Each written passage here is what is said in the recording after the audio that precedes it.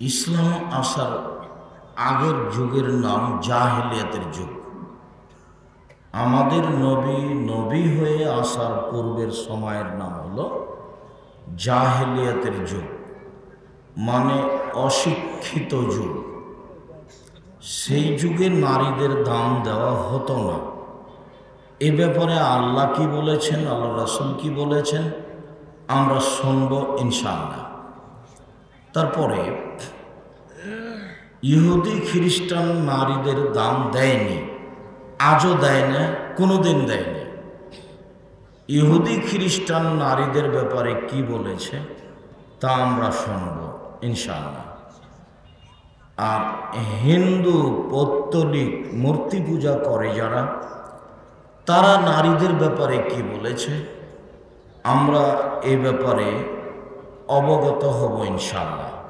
সাথে সাথে আল্লাহ এবং আল্লাহর রাসূল নারীদের ব্যাপারে কি বলেছেন তা আমরা এক পর্যায়ে ধারাবাহিকভাবে কোরআন এবং হাদিস অবগত হব ইনশাআল্লাহ।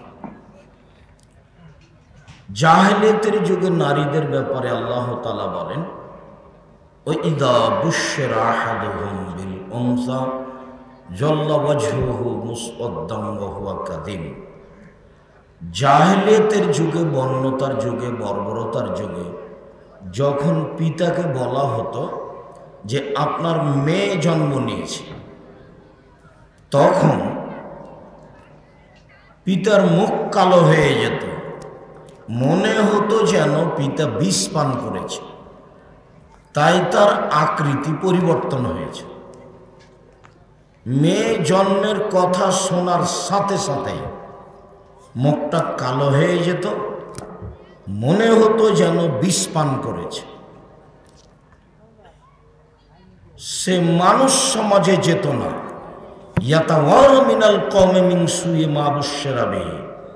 দোকানপাটে যেত না, হাট বাজারে যেত না, এই জন্য যে তাকে বলা হয়েছে তোমার মেয়ে জন্ম নিয়েছে।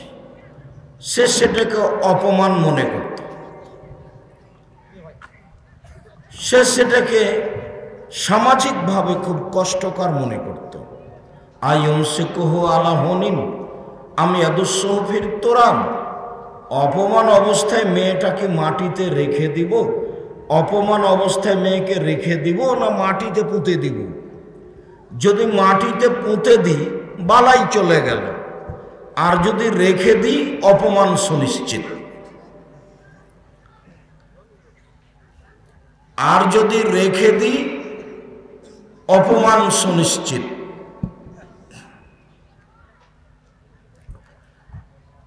অপমান অবস্থায় মেয়ে কি রেখে দিব না মাটিতে পুঁতে দিব?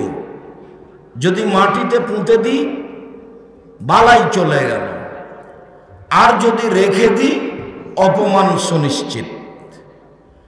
জাহেলিয়াতের যুগে মেয়েদের অবস্থা আল্লাহ নকল করলেন কোরআন মাজিদে, এখনো তাই ফিরে এসেছে। এখন যদি কাউকে বলা হয় তোমার মেয়ে জন্ম নিয়েছে, তাহলে মুখটা ছোট হয়ে যায়, সবাই নিন্দা করে। মেয়ে হয়েছে, বিবাহ দিবি কি করে? ডিপিএস খোল, গাভী কিন, খালা বলে, ফুফু বলে, দাদিরা বলে, সমাজের লোকেরা বলা বলি করে। মেয়ে হয়েছে, কিভাবে বিবাহ দিবি? হওয়ার পরের দিন থেকেই চিন্তা ভাবনা। সাথে সাথে একটু বড় হলে লোকে বলে, কি ব্যাপার তোর মেয়েকে পার্কে বসে গল্প করতে দেখলাম, ঘটনা কি? কেউ বলে তোর মেয়ে নাকি বের হয়ে গেছে, ঘটনা কি সত্য? সবাই বলা বলি করছে, মানে অপমান সুনিশ্চিত।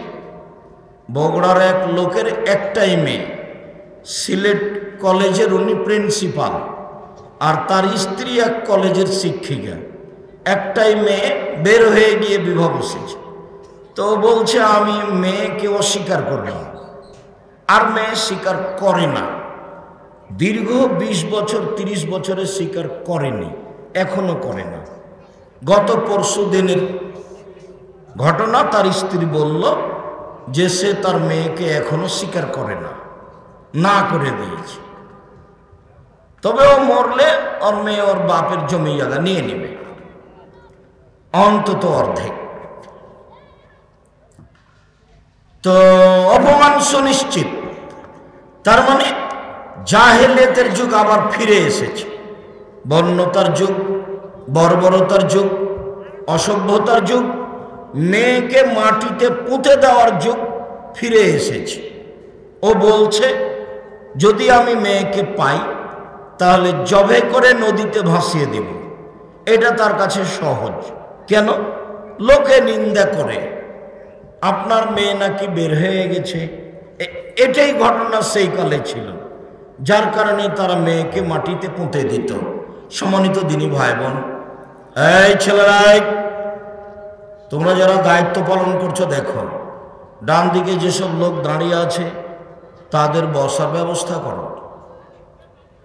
জায়গা থাকলে দাঁড়িয়ে থাকতে পাবে না, জায়গা না থাকা সেটা ভিন্ন কথা।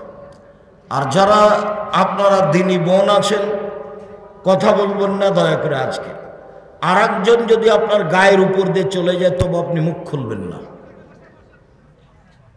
মহিলা যারা আপনারা, আপনাদেরকে আন্তরিকভাবে অনুরোধ জানাচ্ছি, এই মেয়ে কথা বলছো কেন? তোমাকেই তো নিষেধ করছি। ঢং ঢং করে ঘুরে বেড়াচ্ছ, কথা বলছো, একটু শরম হয় না কেন? লজ্জা হয় না কেন? ইতস্ত হয় না কেন? চুপচাপ বসে থাকো। সম্মানিত দিনী বোন, আপনাকে জানাচ্ছি, আর একজন মহিলা আপনার গায়ের উপর দিয়ে চলে গেলে মুখ খুলবেন না, মুখটা বন্ধ রাখবেন। একবারে চুপচাপ, পাখি যেন মনে করে আপনি পাথর। এইভাবে আপনি খেয়াল করে থাকবেন। আপনার আমি কিছু উপকার করবই করব ইনশাআল্লাহ। অনেক দিন পরে, অনেক ত্যাগ তিতিক্ষা করে, অনেক পয়সা খরচ করে এই প্রোগ্রাম নেওয়া হয়েছে। আমরাও কষ্ট করে এসেছি। মানুষ নিজেকে মনে করে কথা মূল্যায়ন করার চেষ্টা করবেন, নিজেকে গরু ছাগল পশু প্রাণী মনে করবেন না।